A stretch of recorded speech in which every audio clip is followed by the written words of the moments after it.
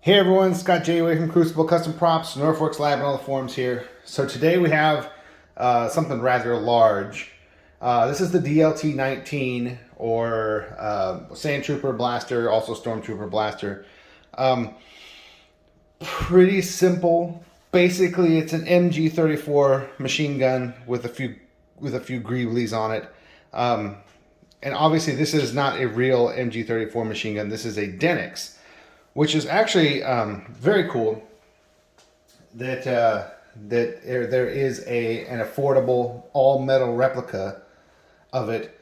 Now, I don't know the MG34 well enough to tell you how close it is to a real one, but from a distance, it's metal. It's got a wood stock. It looks the part. It's very, very heavy, like a real one would be.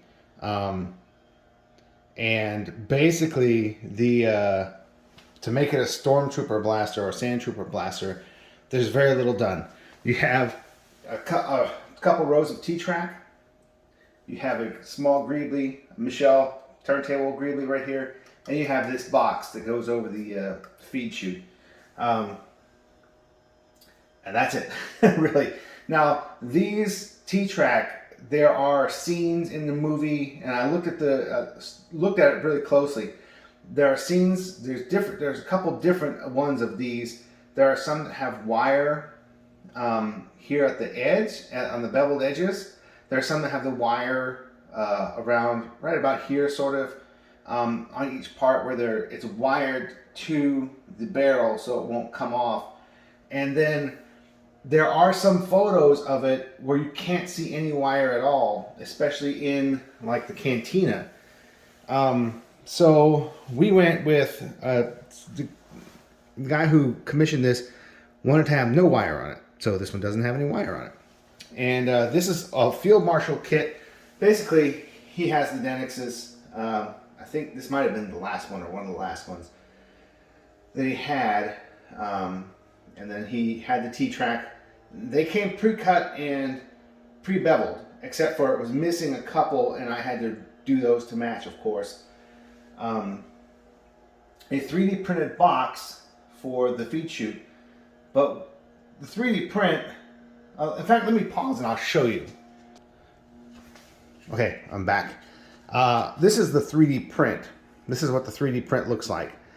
This one is a little bit cleaner than that one was, but this one was more warped. Now these, you can heat these things up with a hair dryer and reform them and flatten them. But what I did to that one was used Bondo, and because it had grow lines on it that were quite obvious. So I Bondoed every surface, leveled and sanded it all, and then reshaped it to be, you know, nice looking. So that's what the 3D print looks like normally. But if yours comes warped like this, you can take a hair dryer, heat it up, and then flatten things out and make it look nice. But there's that. And then there's the machined greebly. Now I brought this out just to kind of show and compare. This is a cast. This is a Hyperfirm cast. Now, there are some differences I see. The sight's different. There's a little bevel here. So theirs may have been cast from a real one. I don't know for sure. There's quite a lot of structural small detail differences. So that one may have been cast from a real one. I don't know 100% for sure. It looks like it has a serial number there, but this one is super lightweight. It's just a rubber that I use for my life-size Sand Trooper display. But the Denix, you can. It has a functioning trigger, functioning bolt. I don't know if this opens up. It looks like it may, but I haven't bothered to try to open it. The other part you can do is the tripod does work. You can use it. You can set it up like like a real machine gun if you wanted to, on display. But basically, these things just close, and there's a little spike there that pinches and goes in there.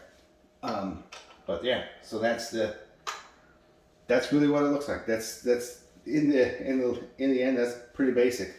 Not much to it. They didn't do much to it to make it a fanciful space gun. But oh, there it is. And just wanted to show that off. So here it goes. The real challenge is going to get it packed and reinforced in a reinforced box so that it makes the trip safely, because it's so very heavy. All right, thanks for watching, everyone.